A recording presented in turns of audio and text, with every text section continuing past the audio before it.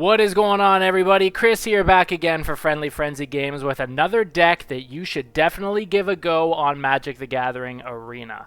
Now, this is particularly important, especially if you're a new player or just really starting to kind of learn the ropes of Magic the Gathering. We like to keep our decks, honestly, very simple.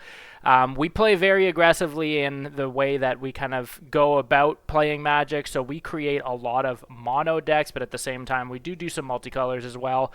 But staying on the topic of mono decks here, we have a mono red deck here that's going to be centered around, again, another tribal deck, Goblins being our creature of choice. And again, it's very kind of skewed towards creating tokens, getting a lot of creatures on the board very quickly to do a lot of damage. And then we've got a couple of different ways that we can bump all of our token damage as well, which is obviously going to be very important because no matter how long you can stay in the game, if you've just got a bunch of one-to-ones, they're great for blocking damage, but especially as you come across stronger decks, multicolor, tricolor decks, they're going to be able to get around all of those 1/1s, and it's going to take you a long time to be able to either break through their defenses or chip down their player health. So just give a quick walkthrough here. You can see we are using 24 mana here.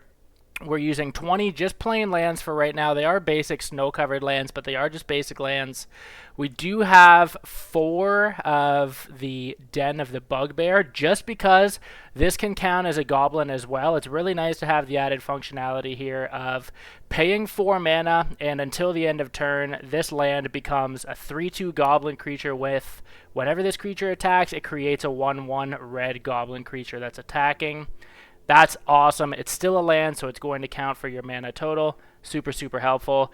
It's really nice, too, because if you can get 1 or 2 of these on the board before you have any other...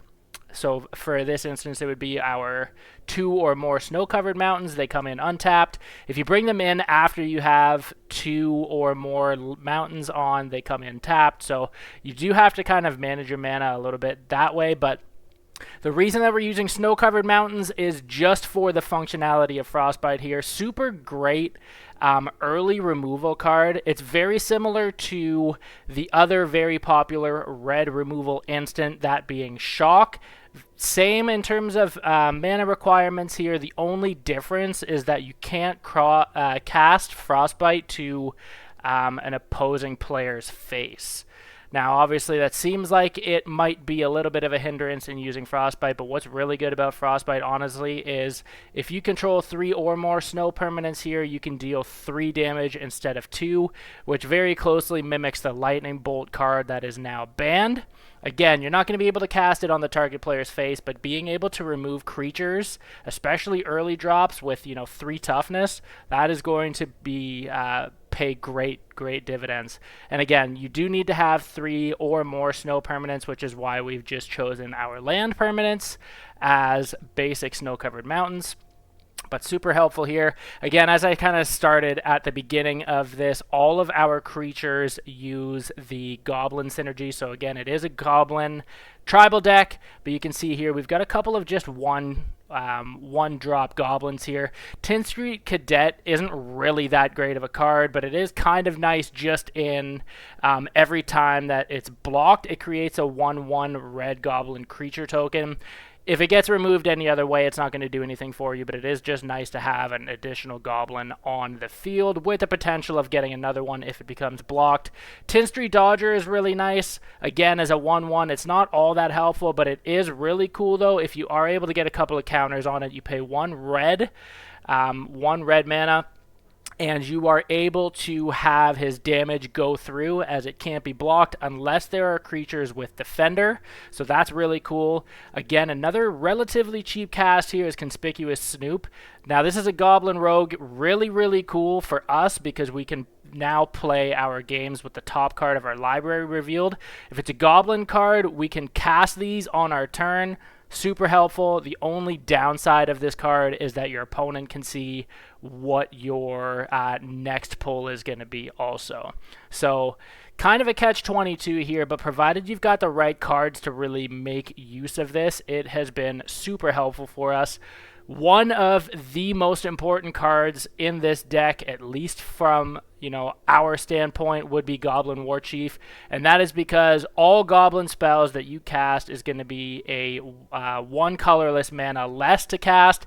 So with these, obviously because it's a red mana to drop them, they're not going to be free, but all of our bigger creatures here have colorless mana associated. So it would essentially make Krenko 10th Street Kingpin just a 2-drop instead of 3. Same with Legion Warboss, etc. It's not going to do anything for Icon of Ancestry here because this isn't technically a Goblin skill, even though when we bring it in, we use it to pump up our Goblins. But Goblin Warchief is awesome. Not only does it make your Goblins cheaper to cast, but it makes each one of your Goblins that you control have haste, which is, again, super important as a mechanic here for Krenko Mob Boss. Now, this is because as soon as Krenko Mob Boss comes in, if you have Goblin Warchief on the battlefield, you are able to tap him, and he's going to make however many 1-to-1 red goblin creature tokens, where X is the number of goblins that you control. So you can see how if you're able to have Krenko Mob Boss out relatively early in this game, especially before your opponent can mount a defense or remove him, the opportunities to create tokens very quickly seemingly just compound. So that is a very good 2 cards to use together. Goblin Warchief, Krenko Mob Boss, fantastic. Obviously here too, keeping with the spirit of goblins and token creations, we do have Krenko 10th Street Kingpin. So when he comes in, he is going to be, every time that he attacks, you put a 1/1 counter on him, and then he makes the number of tokens that are equal to his power. So already the first time that you're able to attack with him, he's going to become a 2/3. He's going to make 2 goblins. The next turn, he's going to be a 3/4. He's going to make another 3 goblins. So fantastic, especially if you can already have some counters on him, again, through Icon of Ancestry or Goblin Trashmaster. Awesome, because it'll pump his initial token generation right away. Legion Warboss is something in here that we really only have for its functionality. Honestly, it's probably our least favorite in here, but it really does make sense to have. Mentor is really cool because as soon as it attacks, it is going to give a 1/1 counter to any other goblin that is attacking with less power than him. So that's really cool. And he's going to create a attacking goblin token with haste each turn. So always nice, again, for some more synergies there. Icon of Ancestry, like we had mentioned before, it is an artifact and it's colorless.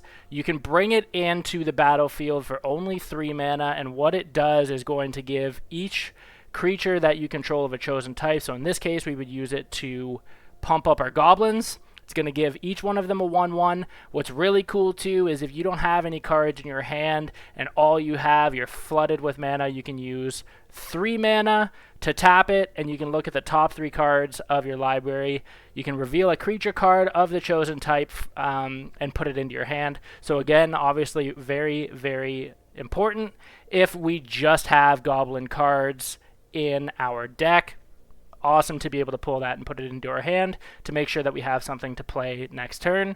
Goblin Trashmaster, again, is strictly pretty much just for the ability to have another goblin on the board and give all of the other goblins a 1/1 counter. It is a 3/3 as a base kind of toughness and attack, which is nice, but at a 4 cast, that's not that great a damage. It really is just for what it is going to do to everybody else on the board. As we had already talked about, Krenko Mob Boss here, very cool, and Den of the Bugbear and Snow-Covered Mountain. So with all of that, let's hop in here and I will show you guys how it works. Hopefully we can get our first win here, and I can show you how quickly that this deck really does ramp up. And it's very, very simple to play, very, very simple to pick up. And again, gets pretty powerful pretty quickly here. So very good starting hand in terms of creatures, especially if we could get Goblin Warchief, but ideally we would have 3 mana in our hand and be able to drop 2 of them afterwards. I'm going to kind of roll the dice here a little bit. We don't have any early plays, but having Den of the Bugbear to start is kind of nice, but we only have 2 mana, so that's a little scary. We're going to roll the dice here and see if this is a hand that we should have mulliganed or not. Let's see how we do here. So we do not have another land as of yet. We will have a play at 2 though, so that's kind of nice. At least we have this. We can see already. Okay, so we're going to get our land next turn, which is awesome. We're playing white-blue right now. Each player can't cast more than a single spell each turn. That kind of sucks. That's going to slow us down a little bit, but the biggest thing now is we just have to go for our power spells. So we're going to have 4 damage coming through already. Going to get Krenko. Ooh, nice. Okay. That's not a big deal. I would imagine he's going to have a couple more board wipes at this point. We didn't get another land, so we're just going to go with Goblin Warchief again. We at least get our reduced cast to cost, our goblins here. Okay, he didn't like that. So we're already losing some land. Okay, that's fine. That's fine. We lose the functionality of that land, but at least we have land. We're going to drop it in. It's not going to help us on this turn, as I had mentioned before. It's going to come in tapped, but the biggest thing with this, though, is we got to start pumping our tokens, especially before he gets a chance to remove again. So it's going to be just small tokens here created because we do only have, or at the time, we only had 2 goblins on the board, but all of a sudden we have 4. So if we can go through with this next time, we're going to make another 4 tokens, which is awesome. We do not have right now a way to remove Dream Traveler. That's a really, really good card, but hopefully we can just outpace him in terms of damage. We can still only create we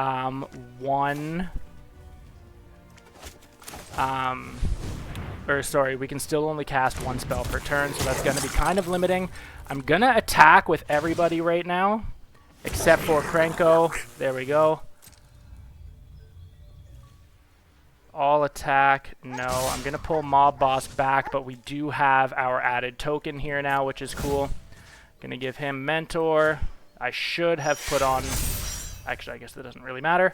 But now that we have all of these tokens on the board, going to create another... What do we have? 2, 4, another 6 tokens. So that's awesome. He's going to get a lot of life back. We're going to lose Legion War Boss here, but the whole idea is just to be able to outpace him. There's no way he is going to be able to block all of this damage, so... Gonna see what he has. He's probably trying to get a board wipe, I would imagine, right now with all of his draw card, because he is not gonna block 10 damage coming through. See what he's got. He's got a lot of land out. Okay. Okay, he's got a lot of health now. That's fine. Got a lot of Mob Boss out, which is cool. But you can tell, especially with this card, his whole aim of his deck is to really kind of slow you down. I should have waited again and had Krenko tapped.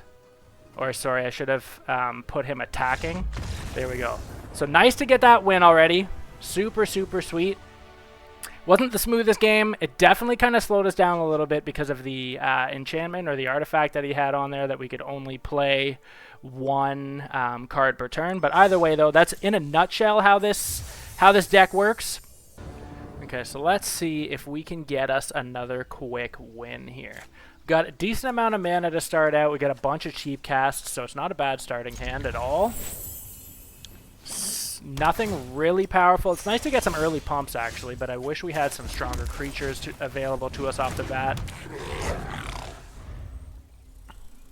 Again, as I had mentioned before, Tin Street Cadet really isn't anything to write home about in this deck, but it is nice just to see. I mean, if he's going to be blocked at all, he's going to make another token anyways, so...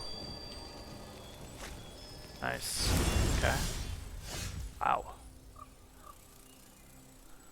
Loses flying. Equip is 8. Okay, so he must have something that's going to make it a free equip. We're going to need something that's going to be able to destroy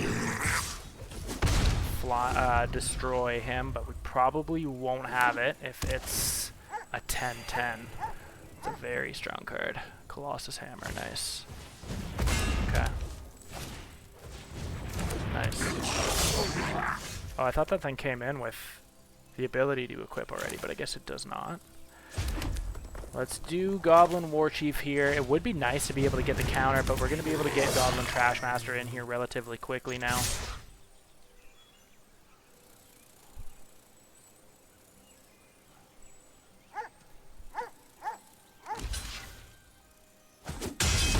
Okay, not sure. Oh, okay. I shouldn't have done that. But it's nice to get that guy off the board anyways, because I don't really know what his options are right now for equipping equipment. Nice. Nice. That sucks. But again, though, it's one of these things, though, like, as long as we can make enough tokens quickly, we can absorb that damage all day. All day.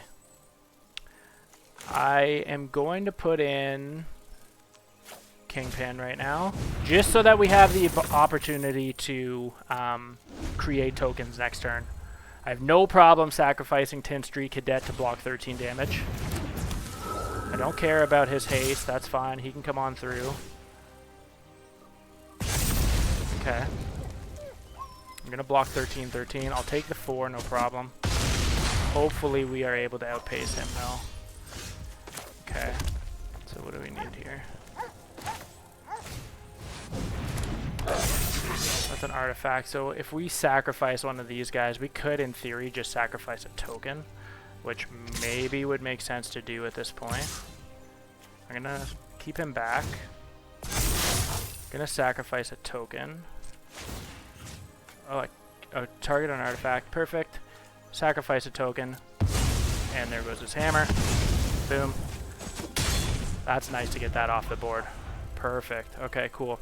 So it's definitely nice to have that Goblin Trashmaster's additional functionality here of sacrificing a goblin, because again, we're gonna have so many tokens at one point that just to have the opportunity to get rid of artifacts, because we don't have any artifact removal in terms of cards, super nice to be able to have that.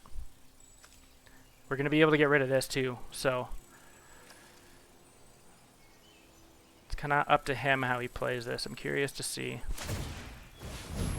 He's going to give him trample and lifelink. Destroy this with another token.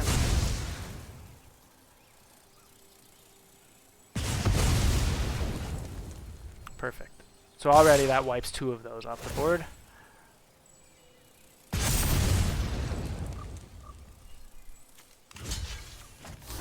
And we'll just burn this guy here. I would imagine he's going to have something to pump his damage, otherwise that was a pretty ballsy thing to do, but we'll see.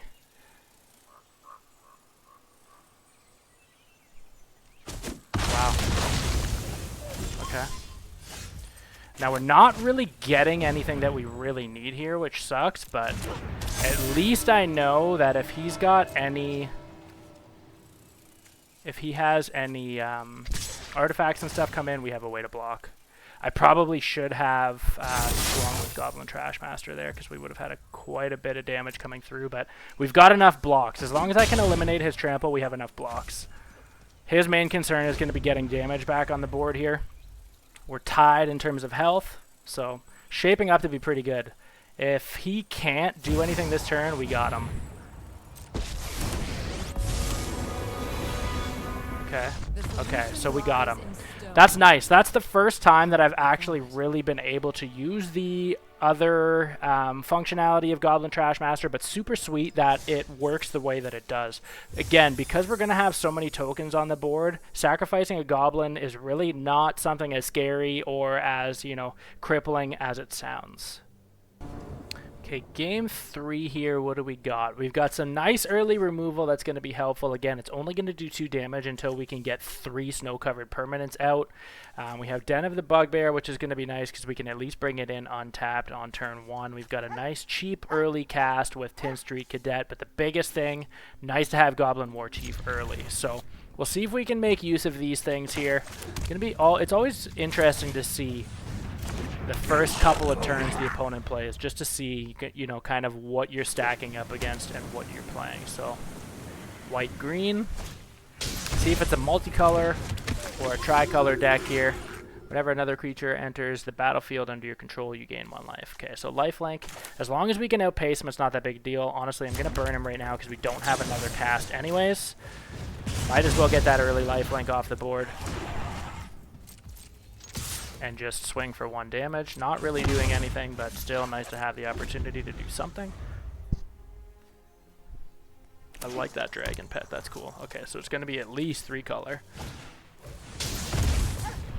Nice. Halving Citizen. I really wanted to keep Frostbite around long enough for a bigger creature. You can tell he's already going to pump them, but whenever another creature... So I just have to get all of his functionality cards out of the way here. I've seen Prosperous Innkeeper... Thank you. I've seen Prosperous Innkeeper stack up way, way quickly. So... nice to get that off the board. We play Goblin Warchief because it's going to make all of these guys. If we can get one more land, we can drop both of these next turn, which is going to be absolutely huge, especially considering they would come in with haste. But either way, it's going to be nice to be able to play at least one of them. You know when you start seeing like red-green, yeah, they are very creature heavy and they have some strong creatures. Okay, so this is not nice until next turn, but let's get our tokens up while we can. I'm going to create a bunch of blockers here. He is going to have a lot of creatures on the board soon, so as long as we can kind of stack up a little bit of a defense here. Okay. So he's going to be able to search and put onto a battlefield something under 2 mana. Oh, under 4 mana, okay. Nice, nice, nice. Here we go. I could do 2 Legion War Boss. Nice. So this is the point where I really wish I had some counters, but nice. Or Mob Boss. Mob Boss would be really nice at this point. I'm gonna swing with Krenko. Actually, I should swing with basically everybody except for Warchief, and then he can decide how he wants to do this. We need to keep him alive. He didn't like that. Okay, perfect. But the whole idea with that was to just keep Goblin Warchief alive. That way, if we did get a really good Goblin come in off our top deck, we could cast him cheaper. It would have haste. Ideally, it would be Krenko Mob Boss so we could really start stacking tokens, but we just got really lucky there with those 2 early removal cards because the amount of life that he would have had and the ability to have creatures come onto the board, we just got really lucky that we were able to outpace his creature generation. Okay, so let's look at this opening hand. Again, always nice to start. For us personally, love starting with 3 land in hand. A lot of cheap casts. We can basically play everything. So this is about as good an opening hand as we could possibly have. The only thing that I guess I would probably prefer is Mob Boss. So Krenko Mob Boss over Tin Street Kingpin. Just because on turn 3 we're going to have Goblin Warchief out and it would reduce the cost of Mob Boss from a 4 cast to a 3 cast. And that is really the primary token generator in this deck for sure, but either way we'll roll with it. Always nice to see a Healer's Hawk. We are huge fans of a mono white lifelink deck, and Healer's Hawk has been around forever. Impassioned Orator as well. Nice to see a white black. It is primarily going to be a lifelink deck at this point, we can already tell. Going to be super important to zap, or to shock the hawk as they say. Nice to see that we've got some boosts coming. Cool.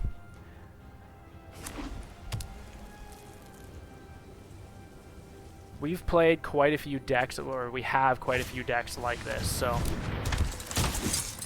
kind of have an idea of what we're getting into. It's going to be curious to see, though, if our deck is going to be able to outpace the life gained. Definitely going to need some removal to be able to take Healer Hawk out. Obviously, you can tell he keeps scoping our library here. Let's get Goblin Warchief out on the field. Mob Boss is coming in next turn, which is going to be awesome. What can we do here? Oh, he can already make... Right. What's actually really cool, and I kind of forgot, is that Conspicuous Snoop takes the abilities of the card on the top deck. So that's awesome. So he is already basically a Krenko right now. He won't be next turn unless there's another Krenko on the top of our deck, but you can already see that this is going to get pretty crazy. We're going to need to do enough damage. We really need to get Goblin Trashmaster out there just to kind of fortify our people. And we have to get rid of this flying Healer's Hawk because at this point I have no way to get rid of him. King Street Kingpin, okay. Realistically, we should probably get some counters, but honestly, I want to just keep building our tokens because we can block any amount of damage that's going to come our way at this point. So We are going to do a lot of damage come next turn because we're going to drop Goblin Trashmaster. All of our guys are going to get an additional counter, and he's going to have to figure out what he wants to do with that. He's either going to be wiping the board. We're not going to do 32 damage, but his cats are going to be strong. His cats are going to be strong. But again, though, as long as a white deck isn't very likely to have trample, so I'm not too worried about it. I'm going to play Goblin Warchief just off the top of the deck here because it is going to reduce the cost of each one of these guys as well. So it's nice, really nice that compounds. Obviously, we have that now here. I'm going to get our boost. Actually, I'm going to be able to play all of these now. Obviously not 2 Krenkos because they are legendary. They come in with haste. Now that we have all of our goblins on the board here, I'm going to full swing attack and pull back Mob Boss, but just to give us an extra token here. And now I am going to make another set of tokens here with Krenko. We have 23 tokens next turn that he can decide what he wants to do with. He's already going to have to figure out what he's doing with this. So it's going to be interesting to see what he does, because we got a lot of damage coming his way. He can eliminate some really good cards for us, but we're going to make another token as soon as he becomes blocked. He's going to be off the battlefield, but it is what it is. We're going to be able to basically take out each one of these people. So I've got 20 damage just in this stack coming through. He's not going to want to sacrifice some of these people. You can tell there's a lot of damage on the board that he's going to have to figure out. Wow, he just went with nothing. Okay. He's got 1 health left. We have 24 tokens just in this stack. So I don't know how he's going to do this. Because I'm going to block all of this damage. I can't block his flying damage, but I'm going to block everything else. Totally fine. What do we got on the top deck? We don't have anything. Okay, he didn't like that, but we would have been able to just Krenko again, even without having anything on the top deck in our hand, and we didn't have the Bugbear land that we could have made a Goblin as well. That would have been really helpful, but that's the only thing that really would have pumped us up there. But again, the strategy there would have just been to tap, Mob Boss, make another probably close to 40 tokens, and we can just kind of keep replenishing our defenses while just hammering down the face damage. Okay, we have a very mana-heavy hand, no cheap casts, but it is nice to see Goblin Warchief in our opening hand. Even with the Krenko, like, I mean, with these, we'd be able to basically cast the next turn after Warchief. We'd be able to get them both out, so that's kind of nice. I would have preferred one of these to be a Krenko Mob Boss, but we'll see how this one goes for us. Not going to do any of our snow-covered mountains yet. It's going to be interesting to see if he's able to form an early offensive because, again, we don't really have anything early to block or remove, so there is a little bit of chance in doing what we're doing here. I don't usually like starting with... We're going to have a lot of mana way earlier than I want, but we'll see how this goes. We'll see how this goes. Green-white, okay. Attack song. Beginning of combat on your turn if you control another wolf or werewolf. Okay. So he's going to do a lot of damage. That's kind of what green is known for. I'm not too worried about it. The biggest thing is just controlling trample. If they can't have trample, I'm going to have enough tokens on the board, hopefully, to block all of his high damage creatures.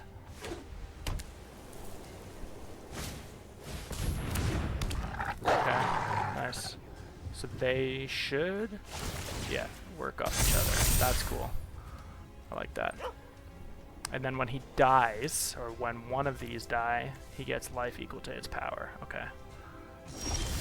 Okay, we got some big things coming, bud, but here we go. So we got 4 mana on the board. Let's drop this now.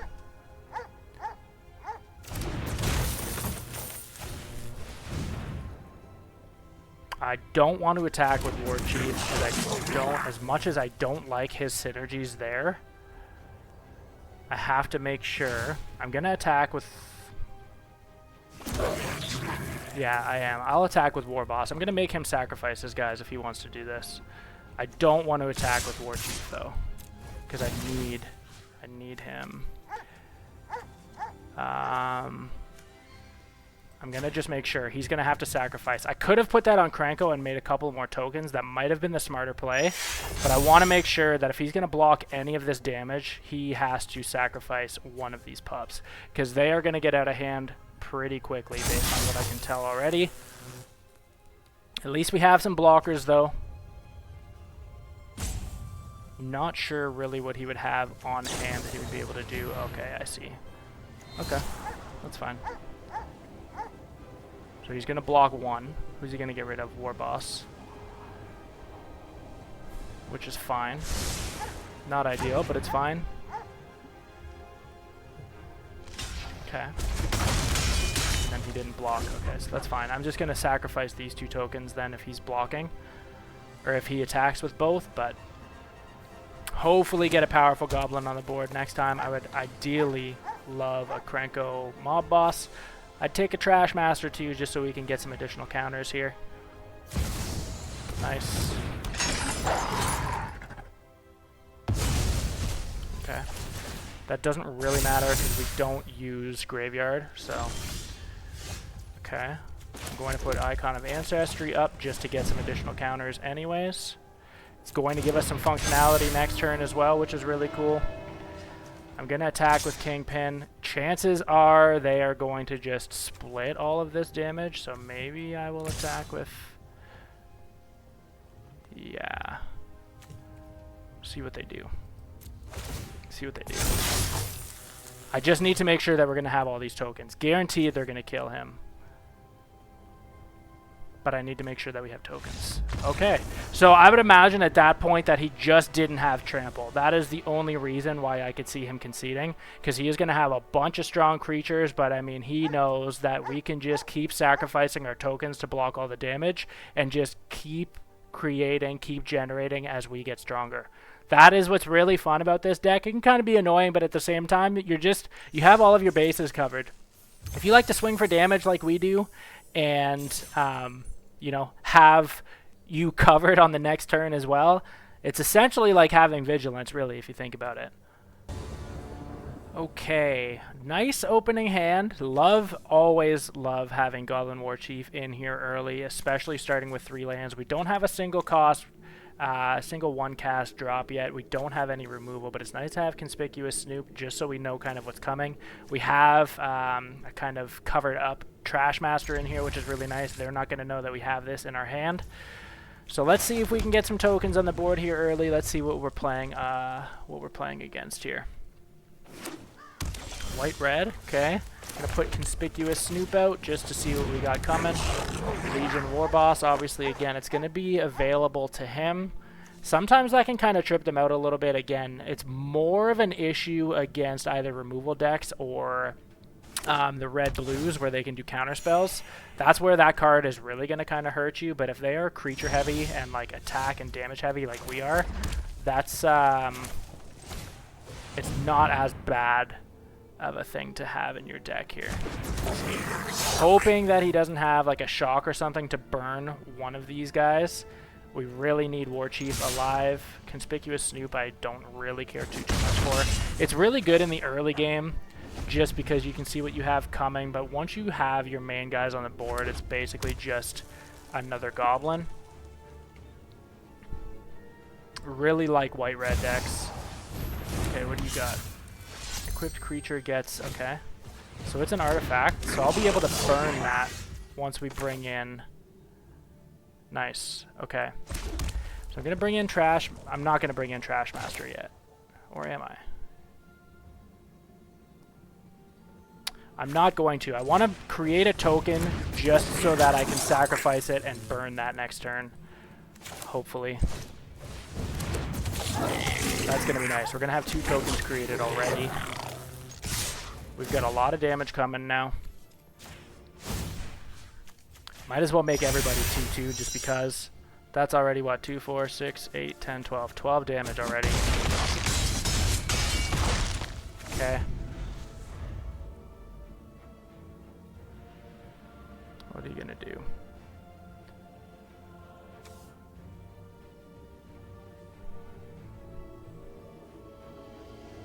what are you going to do? Next turn, he's basically done. We're going to drop Trashmaster. He doesn't know we have it. He can only see what's coming. So he knows that we do have like some counter, some cards to give our guys counters. But Trashmaster is going to be awesome because we can sacrifice a token if we really want to, and then just burn these. Unless that is a removal. Enchant permanent. Okay. Okay, so that doesn't really matter. Okay. It's not double strike, so I don't really care so much about that. He's going to strike. He's got vigilance, so he'll be able to block a couple of times. It's actually pretty good. But as soon as we bring in Trashmaster next turn, I'm going to burn that enchantment. And it's basically going to take all of this guy's power out. Plus, Trashmaster is going to give all of our guys counters. So he's not going to see this coming, probably. As long as he can't burn him. Perfect. So even if he had like a shock or something now, everybody is stronger than they were. The only one who would be able to kill is Tin Street Cadet. Actually, I might as well just burn him at this point. Sacrifice. I'm going to target this artifact. Perfect. Sacrifice a goblin. Fine. Boom. So he should lose everything on his stack here. But we'll see. Yeah, he's going to have a tough time now. Here we go. There we go. And now we just full swing because we have haste. And he didn't like that one either. So, as you can see, I mean, you definitely want to have a couple of cards early in this deck, but really it's viable so long as you can stack enough of a defense. Usually when I play this deck, I kind of get swamped with Frostbite, but it's a really good opportunity for some early removal if you don't have creatures to be able to basically just block all of the damage. We didn't really get a whole lot of Frostbites in any of the games that we've played here, which I'm actually really kind of surprised, but just the simple mechanics of this deck, with everything being, you know, goblin creatures and just sustaining damage. As long as the other deck does not have trample, you should be able to just kind of keep absorbing damage, and then outpace them with your token creation. And then, especially with having Icon of Ancestry and Goblin Trashmaster, you could essentially have, you know, every token you have, every goblin creature you have being an, you know, an additional +8/+8.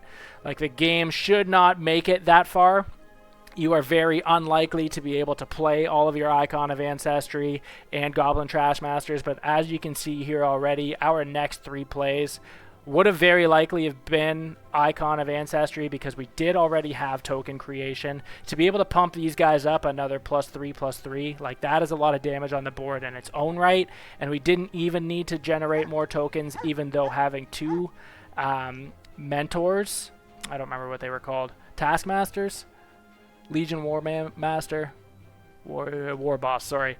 Legion War Boss, that would have been insane because they're going to keep creating. They have to create and tap and attack every beginning of combat. So that would have been, we would have had more than enough to win that. So again, hopefully this brief deck highlight overview inspires you to create, if it's not this one, something similar. If you do give it a go, definitely let us know how you make out in the comments. Again, this is a historic deck. I'm not exactly sure if I mentioned that at all in this video, but it's probably pretty apparent at this point that we've been playing some older decks, and obviously we weren't doing any ranked with this, but it is a very viable option, again, especially if you're a beginner to Magic the Gathering or Magic the Gathering Arena. Hopefully you guys have a good time with it. If you like this video, make sure you subscribe to Friendly Frenzy Games on YouTube, as we will continue doing a bunch of different Magic the Gathering Arena deck highlights in the decks that we are finding success with and just really having a good time playing. Have a great day, everybody.